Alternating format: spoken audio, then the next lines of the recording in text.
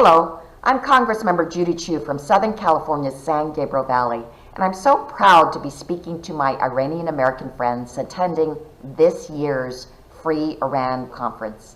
For years, I've been proud to stand with you in the fight for human rights and democracy in Iran. And each year, this conference sends a powerful statement to Iran's leaders that their repression and violence are unacceptable. But instead of heeding your repeated calls for human rights, peace, and democracy, Iran's leaders have been continuing to respond in their usual way, through terror. Iranians who are brave enough to speak out have been tortured and beaten. And that is why I am so proud to be a co-sponsor of House Resolution 118.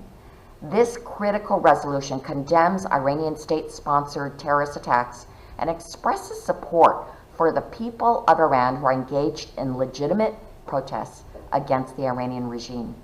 I'm also proud that this resolution has 254 bipartisan co-sponsors already, which is the majority of the House of Representatives.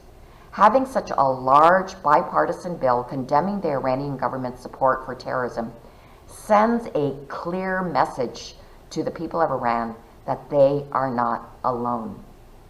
That message is especially important now as one of Iran's most brutal killers, Ebrahim Raisi, is president. Thousands died by his orders in the mass killings of 1988, and yet, instead of being held accountable, Raisi has undemocratically been put in a position of power where his regime has continued to support terrorism in Iran and across the globe. This is deeply troubling for all Iranians, but especially women, minorities, those who fight for free and fair democracy, and all who respect human life. The Iranian people deserve to be free from the harsh and violent rule of Iran's mullahs, and the world deserves to feel safe from Iranian support for terror and violence. I support your work to establish a free and democratic Iran that works with the U.S. and others to build a safer world.